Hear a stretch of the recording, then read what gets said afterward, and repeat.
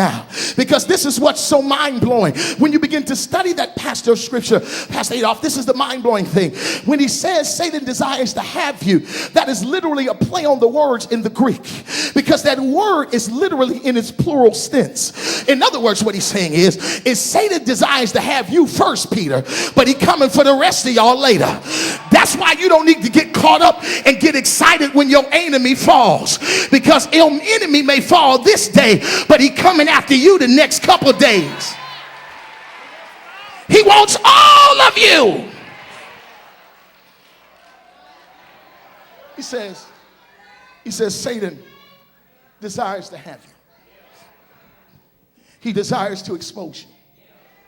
He desires to uncover you. He desires to cause everybody to see your flaws, your mistakes, your issues. But this is where I got excited, beloved. He said, but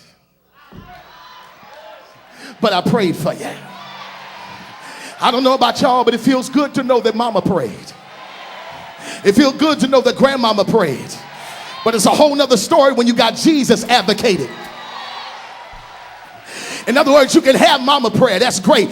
But Jesus said, I prayed for you. But watch what he prays, beloved. He prays that his faith would not fail. Now, this is why I got messed up. Because if it was me, I would have stopped Jesus midstream.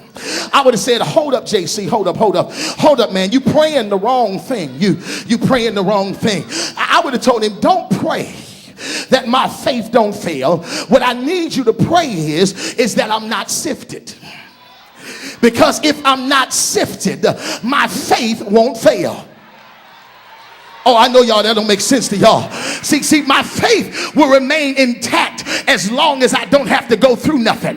But you don't understand. Faith ain't faith until it is tested. Touch somebody and tell them you got to go through. I wish you would just tell somebody, look them in the face, smile at them and tell them, neighbor, you got to go through some stuff. Because your faith will not be solidified unless you deal with some stuff. Your faith won't be solidified unless you are attacked in some areas. He says to him, listen, Peter, listen, y'all, Satan desires to have you. I got to let y'all go home. I've been up a little too long. He says, Satan desires to have you, that he may sift you as wheat. But then he shifts and says, but I have prayed for you. I feel this. He says, I pray that your faith would not fail. But then he begins to say something else that's a little bit more exciting. Because what he does here in this text is he starts off by telling him that he's going to go through some stuff. Then he goes on and tells him that even though you're going to go through some things, I got you in the midst of it all. And I don't know about y'all, but it's important for me to know that even if I got to go through it, I don't have to go through it all by myself. I said it's good to know that even if I have to deal with some heartache, I don't have to deal with it all by myself. It's good to know that I got somebody that will stand with me in the midst of my trouble. I said it's good to know that I got somebody that will stand with me in the midst of my trials. It's good to know that I got somebody that will stand with me in the midst of my heartache. But that ain't where I got excited, beloved. Can I tell y'all where I got excited? Because he tells this man, he says you're going to go through some stuff.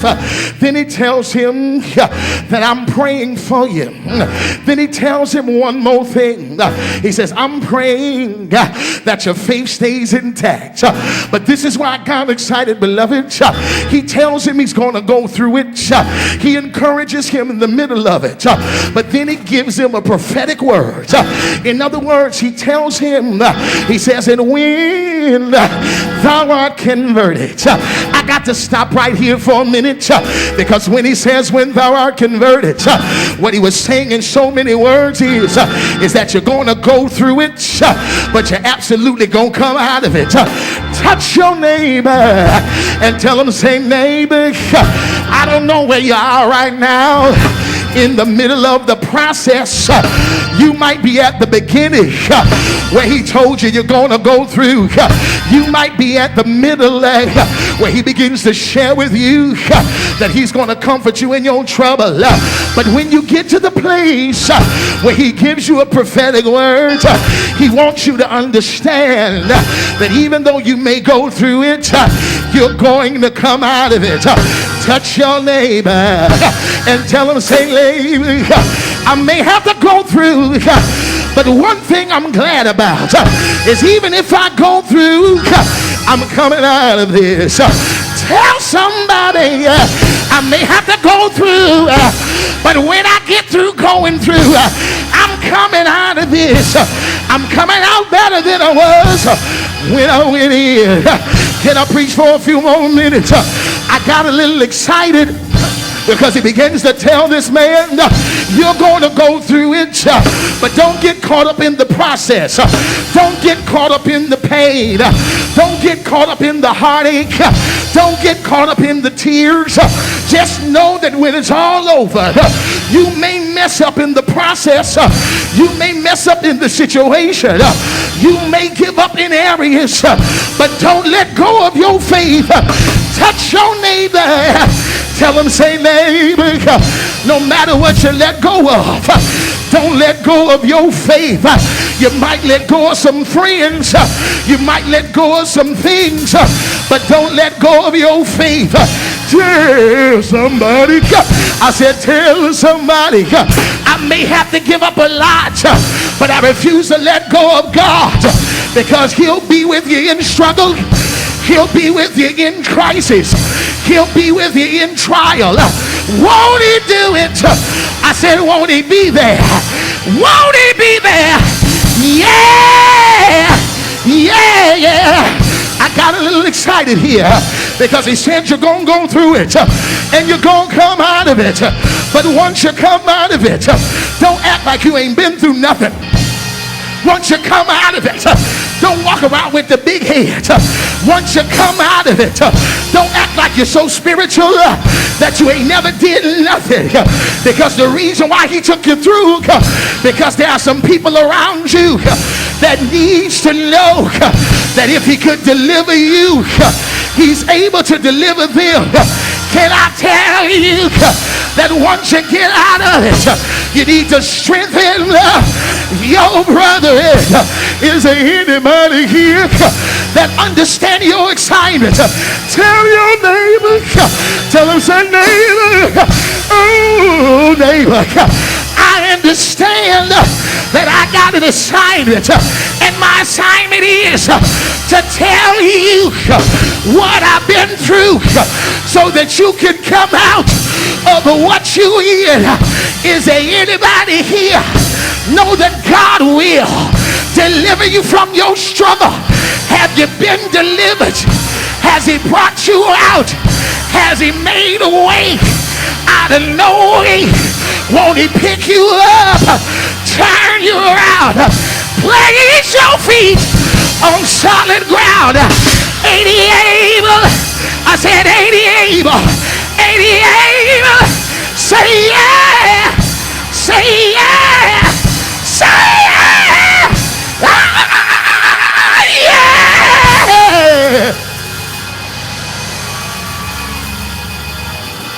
I gotta quit. I said, I gotta go to my seat, but before I sit down, can I tell you to make me a promise? The next time he brings you out, don't walk around here like he ain't done nothing for you, but find somebody and tell him, say, neighbor, I've been where you been, and the things I used to do, I don't do no more.